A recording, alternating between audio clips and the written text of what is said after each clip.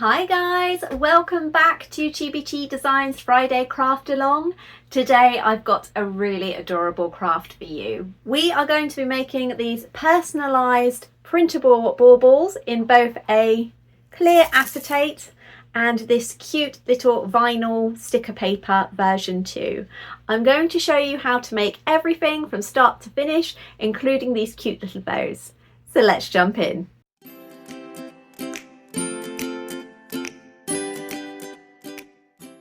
So let's discuss the items that we're going to need to create this cute craft. Everything that I have used today I will be listing in the description box down below. First up, it doesn't matter if you're going to be making the clear acetate printable version or the one with the printable sticker paper, you are going to need this acetate. Mine is 100 microns, which means that it is the perfect thickness for being able to easily roll but still being durable enough to stand up inside the bauble.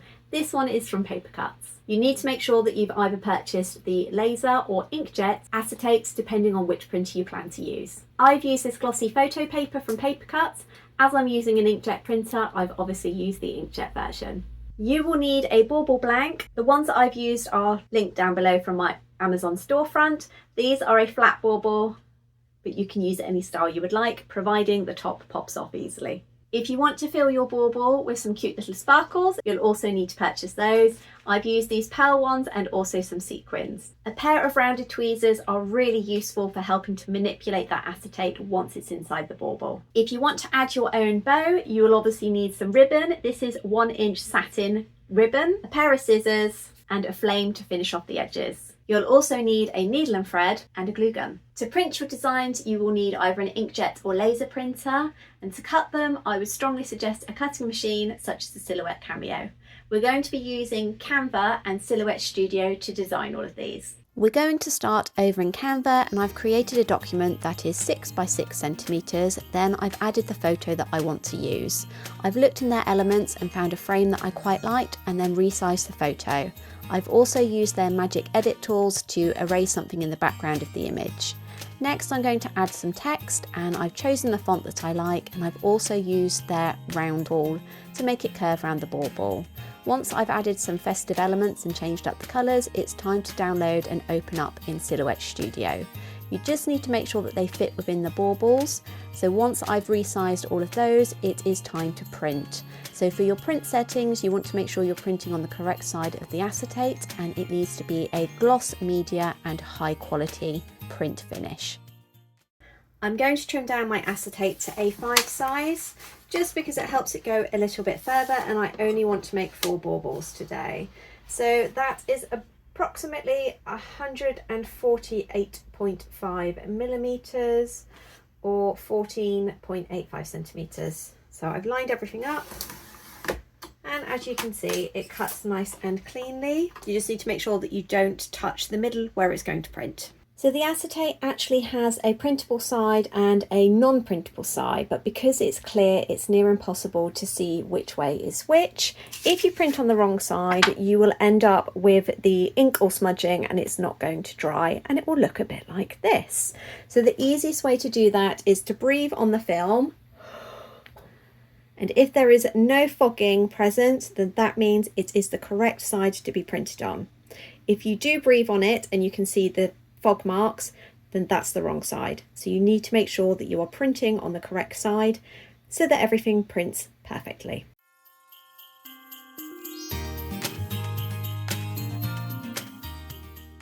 So now that that's all dry, we are going to line it up on the cutting machine. There is always a risk that the registration lines aren't going to pick up properly because obviously where it's clear. You can get by that by putting white backing underneath, but we're going to see if I can get this to work on its own first. So let's load this in. Mine works best with the cover closed, and we're going to see if it works. So I can already tell that it's not managed to pick anything up, so I'm going to use some scrap paper behind just to get it to try and pick up a bit easier.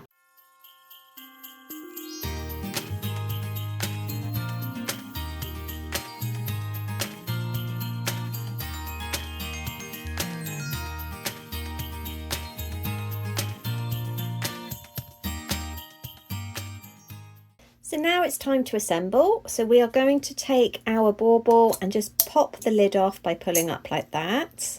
And then to get this actually inside, you need to roll it up, being careful obviously not to scratch the front where the printing is, and then feed it into the top of the bauble like so. And then it will pop out just like that. And if you need to, although this one looks okay, you can use a pair of tweezers to kind of manipulate it. But the top of the rectangle will keep it in place. And now you can see it almost looks like it's floating. Because it's on clear, it's double-sided and you can see through as well. And then you can either fill this up with some embellishments. I think I'm going to put some of these little pearls in because they look like fake snow.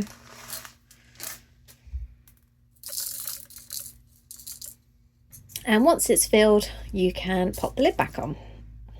And there we have it. So it looks like we're just kind of floating around in there. So although I do like this, especially the fact that it is double-sided, there is another method that you can use with the sticker paper. We're heading back to Canva and I found this cute little Polaroid style frame. I've added my image and then chosen a handwriting style font to add a little notation on the bottom. Then we need to download this and open it back up into Silhouette Studio. Again, I'm going to resize everything to make sure that the finished sticker fits within the bauble. Then I'm going to fill up the canvas with all of the stickers that I wish to print. I've doubled up on here as I want to make some double-sided ones. Once we've done that, it's time to trace all of the outlines to make sure they cut correctly. So I've actually done trace by colour this time, and then you need to make sure that it is trace all of colour group and then outline only. For print settings, it's high quality and again it's a glossy surface. For cut settings, I use the score setting and I only use a force of 3 and a blade depth of 1. You'll need to have a play around. So as you can see, this now looks like a tiny Polaroid, and because it's sticky, it's going to be nice and easy to apply onto the acetate bauble. Now I've got grid marks on my cutting mat, so these come in handy to be able to line things up. So I'm going to do my best with the camera in the way to try and make sure that that is centrally aligned. It's not perfect because again, the camera's in the way, so I'm having to do things at an angle, but it looks pretty good. The good thing about this is that you can also fill the back as well, should you wish to. So I'm going to do that next.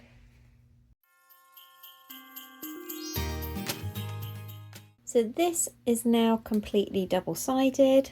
So in theory, when it's hung in the actual bauble, it should just look like it's floating, and we're going to do that next.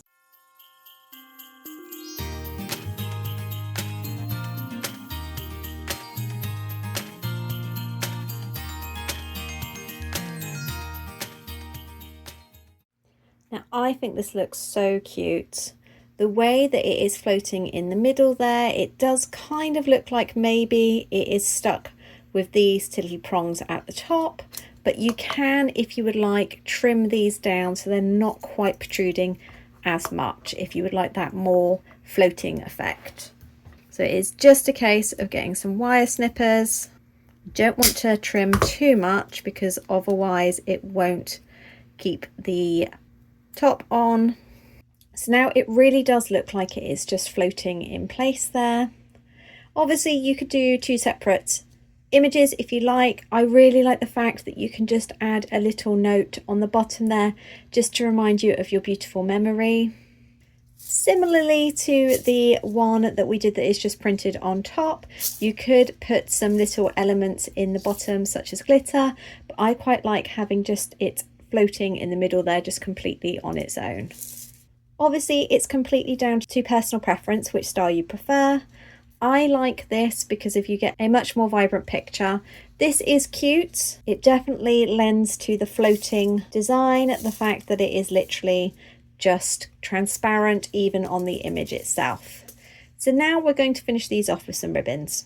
So for our bows, I am going to choose probably a Nice satin blue for this one. And then for this one, I think I'm actually going to go for a silver colour here, because I think that will go quite well. So this ribbon is actually an inch thick, and it is a satin ribbon that has been bound and finished at the edges. We're also going to need a really sharp pair of scissors. These are my beautiful dressmaking scissors, which I usually use for sewing, but I'll be using those for cutting the ribbon. Also a needle with double thread. The colour doesn't matter too much as we're not actually going to be seeing it. A glue gun and a lighter to finish off the edges. So I'm actually going to start by cutting off a 12-inch piece of ribbon. That's going to make the main ribbon body, and then a piece that is just over an inch. And this is going to make the centre. Now for the centre, we are going to just heat treat the ends to stop them from fraying. Obviously make sure that you don't singe them, or you will end up with scorch marks, which we really don't want, especially on a lighter colour like this. So once you've got your 12-inch piece, you're going to fold it in half and press. On most satin ribbons, you'll then be able to see where the halfway line is. I'm then going to pop it around my hand like so, and try to make sure that the midline there stays even, and then you can actually check that you've got it correct by just folding it like that and pressing another line in. As you can see, the tails are pretty even as well. Now where we've got this midline, we are going to do a bit of quick sewing. So I am going to start just here, and we're going to use that line that we made earlier as a guide. So I've gone through the back to the front, and then I'm going to try and get as close to the same hole as possible, and then I'm actually going to go back through the loop that I've created to make a knot. Obviously don't pull really tight, otherwise it will come out. We're going to do the same again, and once that's anchored in, I'm going to concertina the ribbon up the needle right the way to the top, pull it through, and then I'm going to pull and just wrap that round the middle, keeping it as even as possible before securing in another knot. Once that's all secured, you can just trim off the long bit and any tail that you may have had. Just be careful not to cut your ribbon. So now we're just going to finesse the actual ribbon itself, and then I like to fold this in half and then trim off just at an angle like so. When you open it out, you have some nice tails, and then we're going to just heat treat those, and that will stop them from coming undone. Next, it's time to move on to the center. So before we attach the middle, it's important that you decide on which is the front of your bow and which is the back. There's generally a obvious side that looks better.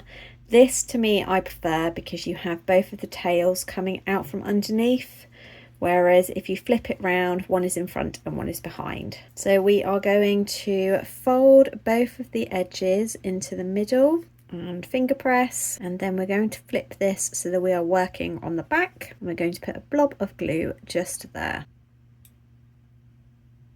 and we're going to put the edge there on, and then we are going to very carefully wrap around the front, flip it to the back, and apply more glue if needed. And now we have a lovely finished bow that is ready to go on top of our ornament. I think because of this one has got the lapland, I'm probably going to secure it up here. So just a blob of glue just on the top will keep it in place. And whilst that's setting, I'll do the blue one.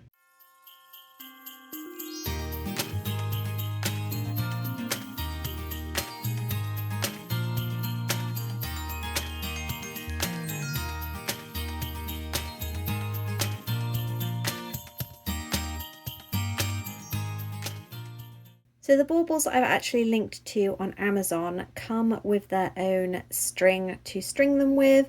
I think that the silver works really well on these designs here, but I would perhaps use a gold or another colour for some other colours. So we're going to fold this in half, and then at the midpoint loop we're going to go from the front of the bauble through to the back, just like so. And we're going to try and hold that in place with one hand and tuck the tails through with the other hand, and then pull to hold it in place. And then we just need to do a knot at the top. Excuse my nails, they are a shocking state at the moment. I've been back nursing, so lots of hand washing, so they are feeling very sore. Ta-da! Obviously, if you wanted a shorter string, then you could do that. So that's what it looks like when it is positioned on top like that. And for this one, I've actually managed to secure it just on the front there, because I think it looks quite nice with the Polaroid, because the text is at the bottom, the bow's not blocking any of it. So there we are, completely finished. Now Canva has got some beautiful different shaped frames. This heart one would be perfect if somebody you know is getting married, and I've also themed it with this lovely pale blue bow and then some little sequins at the bottom as well. This would be perfect for matching to their wedding colours. So it's a really cute little gift. It looks like it is just floating there, and personally I really like it with a bow on top. Now, if you're not a fan of the bow and having the little elements included, such as the sequins or the gems, then you could obviously create them completely plain. We've got this really adorable frame in a bow wrapped present, and also a star too. These would make really cute little keepsakes for each year. You could take one special moment for the year, turn it into a bauble, and then hang it from your tree. Now, although I do really love printing straight onto the acetate like these ones here, they do look quite pale when you compare them to the ones where we printed on the sticker sheets, but these are a completely different style, and it may be one that you prefer. Again, I've added a bow with this one, and I've put some cute little pearls in the bottom to signify the snow. Hands down, this is my favourite. It is obviously the little Polaroid image, and I love the fact that you can just add a little note at the bottom just relating to what the memory was for. And the good thing about the sticker sheet ones is that you can make them double-sided. Obviously this would possibly work better if you have it without the bow, but I think these look really adorable, and you could even have different memories on each side. So there you have it, some wonderful baubles that you can create yourself using the printable acetate and sticker sheet paper from PaperCutz. As always, I will drop the links for everything that I've used down below. If you prefer the instructions in a written format, then check the description box for the blog link and I'll make sure to upload that. If you're looking for the bauble templates to actually cut out the acetate, hop on over to my blog and I'll make sure to leave it there. I'd like to say a great big thank you to PaperCutz for sponsoring today's video. As you can see, their quality really does speak for itself. It has meant making these baubles has been an absolute dream, and as you can see, they've turned out beautifully. Now, the great thing about this project is that you don't just have to use the baubles that I have used myself. If you wanted to use one of the great big sphere glass baubles that you can get in individual packs, then you can definitely do that. You just need to make sure that you're able to take the top off so you can pop the acetate inside. And then it would just be a case of playing around with the template to make sure you've got a good size to fit in so it stands tall but isn't too cramped. I would like to say a great big thank you for watching today. I hope you've enjoyed this tutorial. Let me know if you plan to make them yourself. Drop me a comment down below. I always make sure to get back to my lovely viewers. Don't forget to tune in next Friday where there will be another Christmas craft related video, and I will see you then. Bye!